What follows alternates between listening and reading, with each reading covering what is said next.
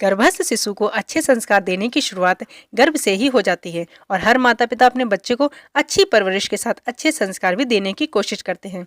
भारतीय संस्कृति में कई तरह के रीति रिवाजों का पालन किया जाता है और गर्भावस्था के दौरान गर्भ संस्कार करने का बहुत महत्व है। गर्भ संस्कार में गर्भ का अर्थ है गर्भस्थ शिशु और संस्कार का संबंध शिक्षित करने से है। गर्भावस्था के दौरान शिशु को शिक्षित करने और सकारात्मक विचारों एवं मूल्यों को अपनाने के लिए प्रेरित करने को गर्भ संस्कार कहा जाता है। तो आइए जानते हैं कि गर्भ संस्कार क्या है, गर्भावस्था के दौरान कब गर्भ संस्कार किया जाता है और इसके क्या तरीके हैं।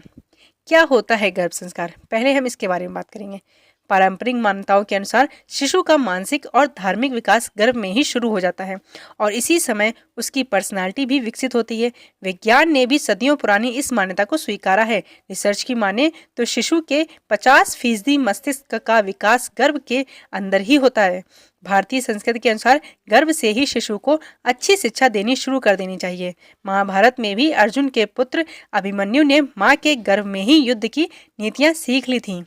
तो कब से शुरू करें गर्भ संस्कार? गर्भ संस्कार का मतलब है शिशु को अच्छे संस्कार देना। इसकी शुरुआत गर्भधारण से पहले ही हो जाती है और गर्भावस्था के दौरान एवं स्तनपान के समय भी चलती है।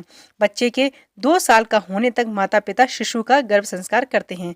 तो जानिए गर्भ संस्कार को करने के तरीकों के बारे में। आध्यात्मिक किताबें पढ़ें। धार्मिक किताबें पढ़ने पर बच्चे भी इसकी आवाज़ को सुनते हैं। गर्भ में 7 महीने के होने के बाद शिशु माँ की आवाज़ सुनने लगता है। इसलिए अगर गर्भवती माँ धार्मिक कथा पढ़ेगी तो उसका असर उसके बच्चे पर भी पड़ेगा। बच्चा आवाज़ सुनने के साथ साथ उस पर प्रतिक्रिया भी देता है। धार्मिक किताब पढ़ने से बच्चे में सकारात्मक विचार और भावनाएं आती हैं। माँ का मन भी शांत रहता है। गर्भावस्था के दौरान डरावनी फिल्में नहीं देखनी चाहिए। संगीत सुने। अपनी पसंद का संगीत सुनने से माँ को रिलैक्स मिलता है और तनाव में कमी आती है। शिशु को भी संगीत अच्छा लगता है। इस बात को साबित करने के लिए कई वैज्ञानिक अध्ययन किए जा चुके हैं कि गर्भावस्था के दौरान संगीत सुनने से गर्भस्थ शिशु स्मार्ट बनता है। वैज्ञानिक भी इस बात से सहमत हैं कि माँ का स्ट्रेस शिशु तक पहुंच सकता है और गाना सुनने से माँ और बच्चे दोनों का तनाव कम हो सकता है। प्रेगनेंसी में गायत्री मंत्र, हनुमान चालीसा और अन्य भजन सुन सकती हैं।